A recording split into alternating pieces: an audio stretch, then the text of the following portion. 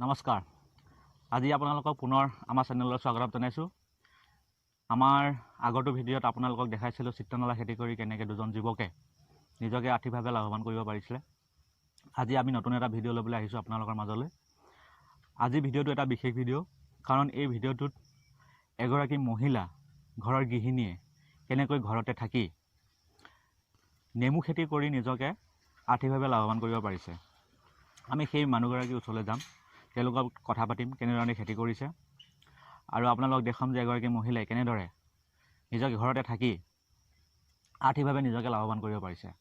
আৰু এই ভিডিঅ'টো চাই আপোনালোকে নিশ্চয় ভাল পাব। আৰু এই ভিডিঅ'টো যদি আপোনালোকে সঁচাকৈ ভাল পাইছে তেনেহ'লে আমাৰ চেনেলটো ছাবস্ক্ৰাইব কৰিব, লাইক কৰিব আৰু কমেণ্ট কৰিব।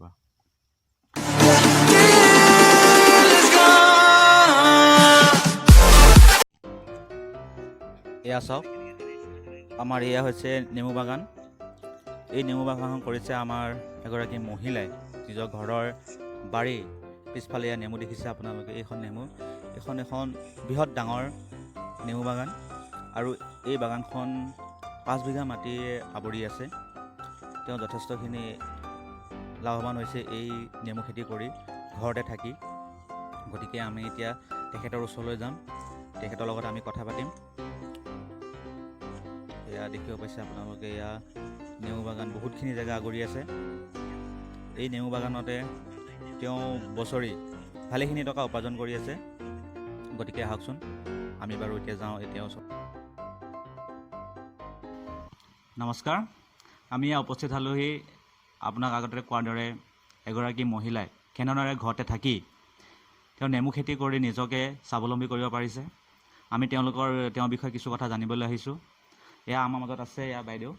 আপোনাৰ নামটো কৈ দিবচোন। নমস্কাৰ, মোৰ নাম শ্ৰী ৰাণু শইকীয়া। আপুনি এই নেমু খেতি যে কৰিছে, মানে আপোনাৰ মনলৈ কেনেকৈ আহিলে বা কেতিয়াৰ পৰা মানে আপোনালোকে এই কামটো কৰিবলৈ আৰম্ভ কৰিলে?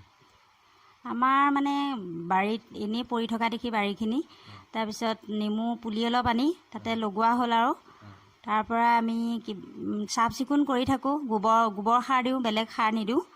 তাৰ পৰা খেতিটো হৈছেগৈ আৰু। এতিয়া মানে আপোনাৰ কিমানখিনি মাটিত আপুনি খেতিটো কৰিছে বাৰু? এতিয়া 5 বিঘামান মাটি হ'ব।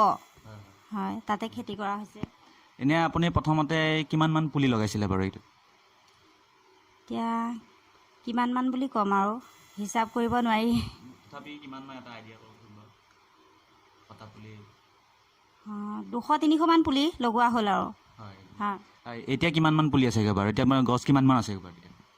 আমাৰ এতিয়া 250 মান পুলি আছে এতিয়া। হয়। এনেই বছৰি আপোনাৰ মানে কিমানমান টকা মানে আহে বুলি ভাবিছে আপুনি? 40-50 হাজাৰ টকা আহে আৰু। এনেই বাৰু খেতিটো কৰা কিবা নিয়ম আছে নেকি? আপুনি ধৰক কেনেদৰে খেতিটো কৰিব লাগে তাৰ বিষয়ে অকণ ক'ব নেকি? খেতিটো মানে জংঘল হ'লে জংঘলটো চাফা কৰি লোৱা হয়, তলটো চাফা কৰি পেলাই গোবৰ সাৰটো দিওঁ। আমি বেলেগ সাৰ প্ৰয়োগ নকৰোঁ মানে। হয়। তাৰপিছত এনেই আপোনাৰ এই খেতিটো ধৰক নেমুটো ছিঙিবলৈ মানে বছৰি ছিঙে নে মানে মাহে মাহে ছিঙে বা কিমান দিনৰ মূৰে ছিঙে বাৰু? আমাৰ মানে ছিজন মতে ছিঙা হয় আৰু নেমুটো। হয়। মানে ধৰক এইটো বিক্ৰী যে কৰে, এইটো আপোনাৰ বিক্ৰী কৰাটো কেনেধৰণে কৰে? আপুনি ঘৰতে বেপাৰী আহে নে আপোনালোকে বজাৰত লৈ যায়?